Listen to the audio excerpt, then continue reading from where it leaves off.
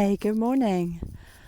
Monday the 29th of May, 7:30 in the morning. It's a bit fresh. I think it was 9 degrees on the vehicle thermometer.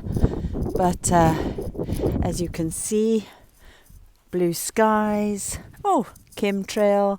Yeah, I've always got one or two of those pretty much these days. And there you can see possibly some of the effect of flying and dumping particulate into our air, our sky, our atmosphere. Look at this beautiful day. Look at this wonderful space. This is the Findhorn Bay, and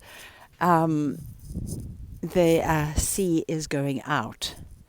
So that's Findhorn Park across there, which is Findhorn Foundation. It's called Park Eco Village, the Park Eco Village, which is the main area for the community that I care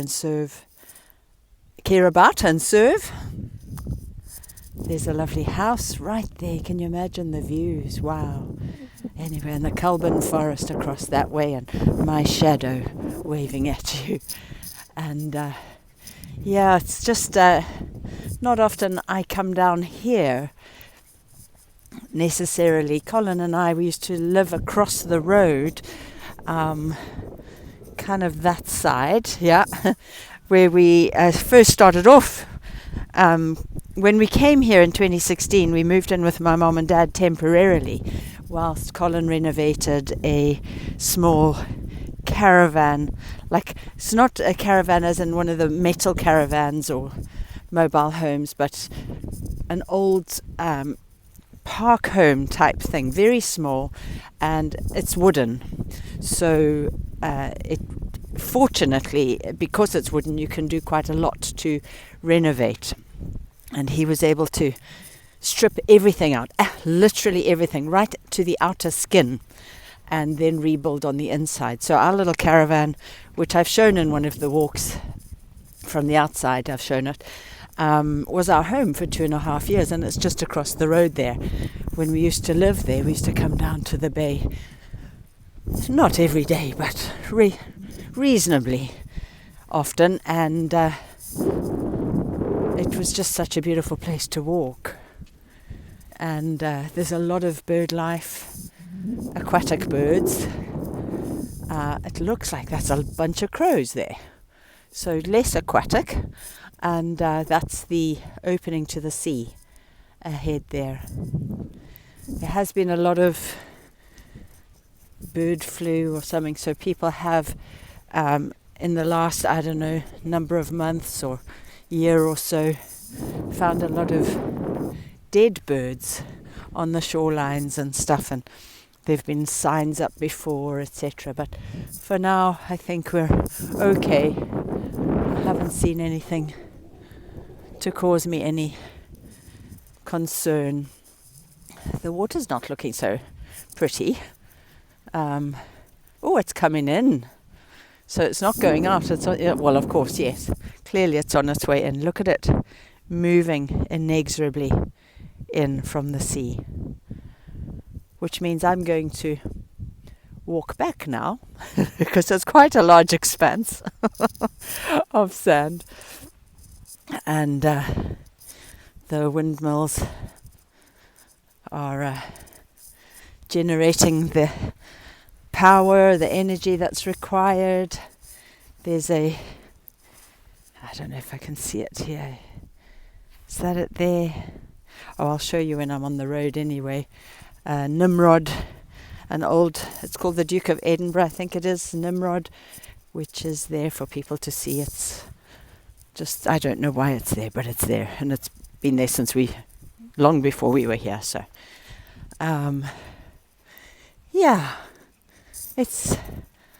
There's that, for those of you who don't know, there's this guy called the Kiffness, and he is a South African musician, and he makes up different mixes of songs and stuff. He makes them.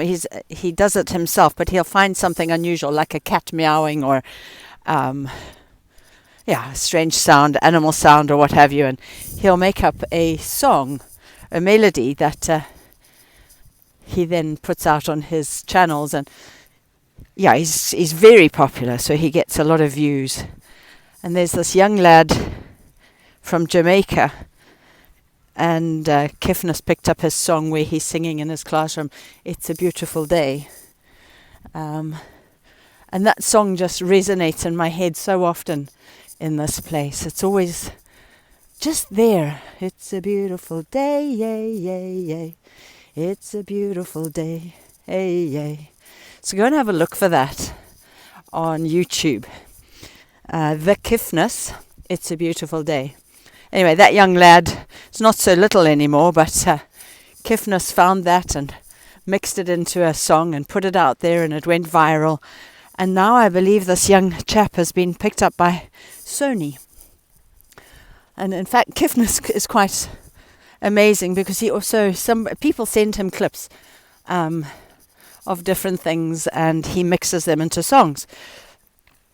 And he always likes people to get the credit and to get royalties. So there was another chap on a beach somewhere in probably, I don't know where, but another country anyway. And this guy is Mr. Coca-Cola or something. And he's walking along a beach with his box of Coca-Cola, making a living, And he sings. He talks about his Cokes that are Coca-Cola Normal, Coca-Cola Light, etc. And Coca-Cola Zero. And it's such a catchy little tune. But what I really liked was the fact that Kifnus then put the message out and said, we want to try and find this guy because I want him to get credit. And don't know what it is. Something from the sea. And it's all over the place. Anyway. And so somebody tracked down Mr. Coca-Cola, and I'm trusting that every time his song is played, he receives some kind of financial benefit.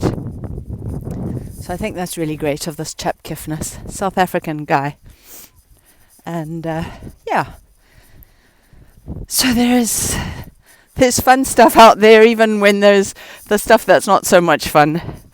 And I guess we get to choose, don't we? We get to choose what goes in the eyes and in the ears. And we need to be careful to balance that as well. When there's no opposition, when there's no different voice, when there's no other thought, when we cancel, whether that be as they're doing globally, like in the press, voices are getting cancelled all the time in the media, etc. Or we do it even in our own personal lives, where we don't like to hear something that goes against a deeply held mindset, ideology, belief, faith. When we don't want to hear a voice, opinion, and viewpoint that is contrary to ours, we're in danger of becoming very unbalanced and incapable of actually hearing anymore. I was thinking about this yesterday, about how easy it is for a particular, you might find that you have a real gift. You have a real gift for talking, an orator, and you get taken up with a particular mindset, thought pattern, etc. And you start to tell people about it, and then they start to tell you how, wonderful you are. And, gurus are born, gurus and leaders and faith leaders, etc., etc. And people start to follow the teachings of a person because that person appears to have something, I don't know, maybe there's a sense that there's a direct line to God, or and they have a specific or ability to hear and share. But I would dare to say, and I mean it, it is a dare to say, because who really knows? We only just say what we think. But I would dare to say that I forgot what I was daring to say. But it's a dangerous thing, it's a dangerous thing if we think that we have the whole understanding of anything. I think we're all just truly fractals of truth. Each one of us carrying a fractal of truth. And that truth, I don't think it's going to look anything like we think it will. So when my dad was, leading up towards his final weeks, I said to him, Dad, because my, Colin's and my views, opinions have changed. I now say I don't know. And I don't know because I haven't been there. I only know what I know today. Truth is self-evident in this moment for me. And what I hear on the airwaves and what I might receive through the media is, gosh, it could be anything.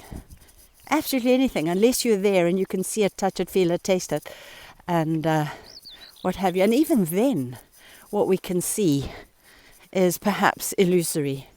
There's a big section of society that believes everything is a holographic simulation, and I don't disagree with that. I can't prove it one way or the other, but I'm like, yep, that's highly likely. Anyway, once again, I digress. My dad. And I said to him, Dad, because he was still strong in his fundamental opinions and beliefs. And I said to him, do me a favor, Dad.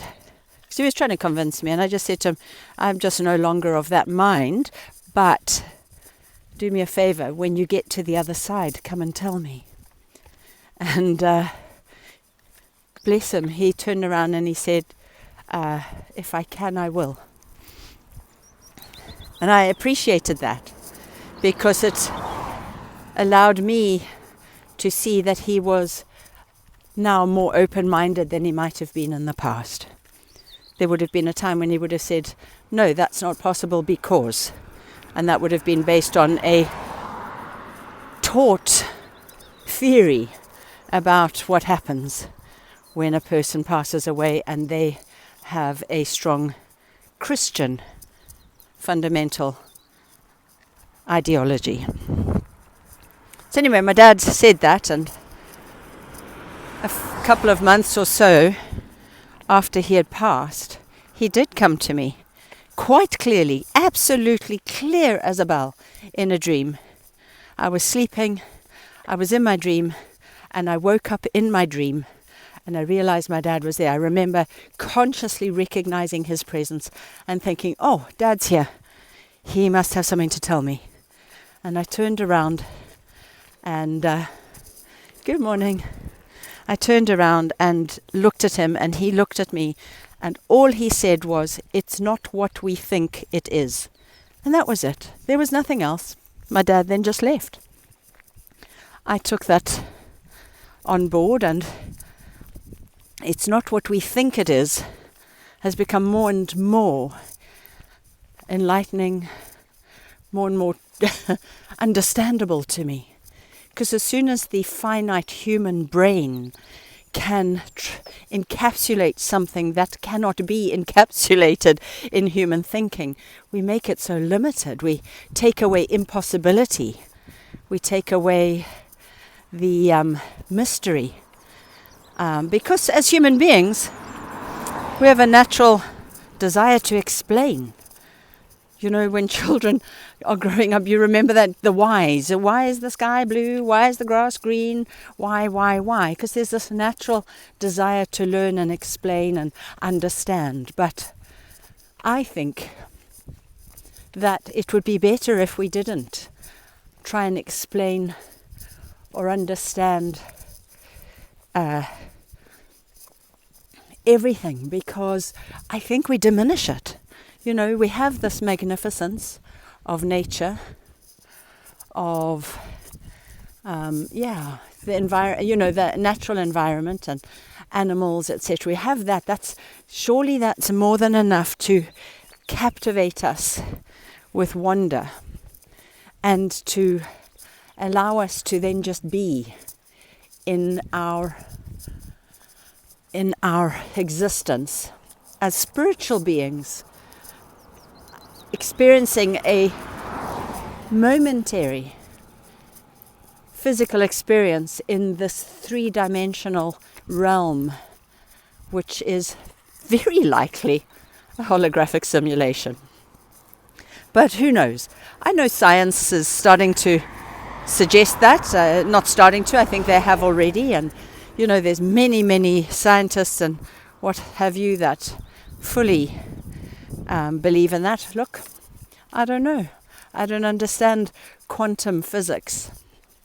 But whilst I might not understand it, I recognize its existence.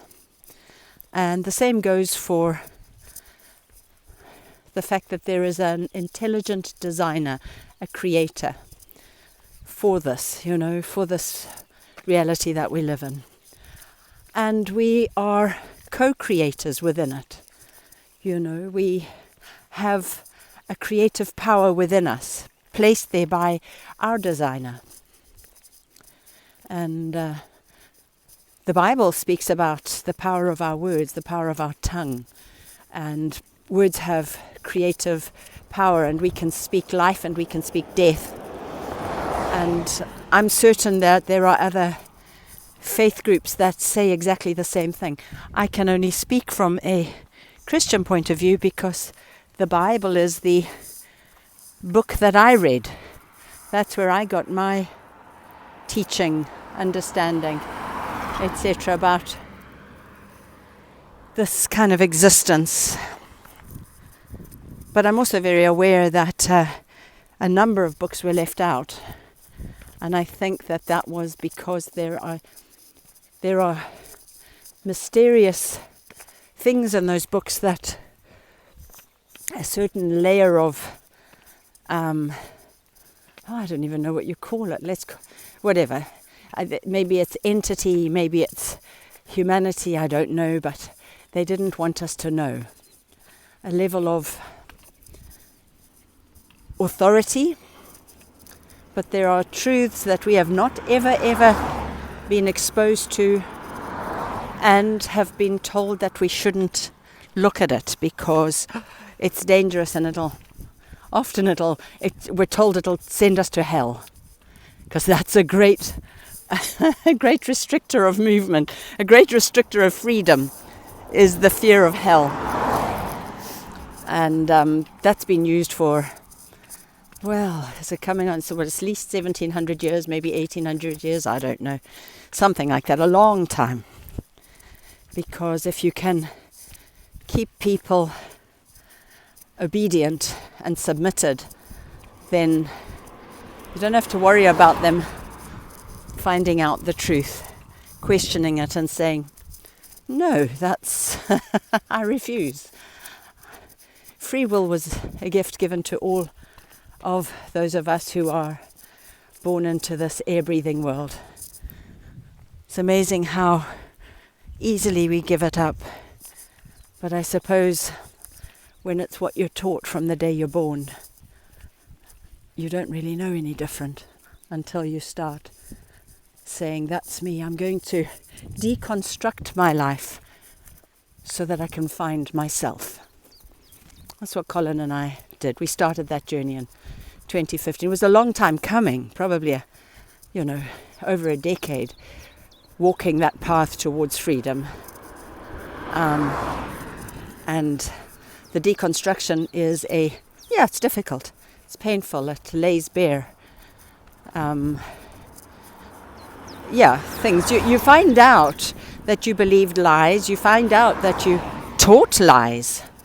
You perpetuated them. And I think the beauty and the grace is that there is no guilt or shame or blame laid upon you. It's accountability. It's about being able to say, yep, I did that. It came from a position of, ignorance or what have you. It was not done with the intention to do harm. The Bible also talks about people who plan wickedness and stuff and intend harm. That's where true evil is. But if you perpetuate it from a position of ignorance or conditioning, brainwashing, etc., and then you awake to it, then and you stop doing it, then that's really what repentance is. It's when the mind figures it out and stops perpetuating something that has been now exposed as untrue. So, that's my meandering, rambling thoughts for today, I think. I had a couple of other things that were on my mind, but, there's another day tomorrow for that. Or the day after, who knows.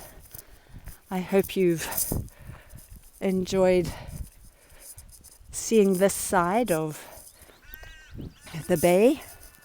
And as I've said before, the smell of the gorse is incredible. It's still a surprise to me to smell coconut in the northern hemisphere naturally. And it's not obviously coconuts in trees, but these bushes, these gorse bushes that give off that incredible perfume, and bees love it. The pollinators love these flowers. Yesterday, Colin was at work, and when he finished, the day was just magnificent, and he got to spend more time in his garden. We're putting in a little pond, a little water feature, and he got time to Mom and I sat out on the back porch, and those are precious moments, they're beautiful times, being at peace in a warm, bright space filled with life, flowers and plants and water spraying to, hydrate the plants. It's a beautiful space. I hope that you find that space, whether it was yesterday that you found it or that you get to find a little bit of that space today. And just sit and breathe in, breathe out. Just concentrate on the breaths and find gratitude for that moment. And I suppose my greatest hope is that you are loved. Not that I know you are loved, but that you sense that you are loved. It is the cry of us all to be loved and to belong, to be valued. It's not often what we think it is. And that's another thing, with my dad saying, it's not what we think it is. That actually applies to all of our long-held senses of what something should look like. And if you're on a journey to knowing yourself, allow the deconstruction. It can be ugly, it can be messy, it can be smelly, it can be, painful, it can be all of those things. But to become yourself in awareness and to accept and relax into the grace of unconditional love is extraordinary. You wake up in the morning and you know that you are loved. You go to sleep at night and you know that you are loved. And guilt and shame and all those weights that hold us back in life have finally been broken off us. Anybody want to have a chat about that privately? Let me know. I'm always happy to meet up with somebody in Zoom land and explore and chat and discuss about existential things, the conversations I truly enjoy. Anyway, Sending lots of love, and I can say it's heating up quite a lot, and it's just a beautiful day. Have a beautiful day, yay, yay, yay. Have a beautiful day, yay, yay.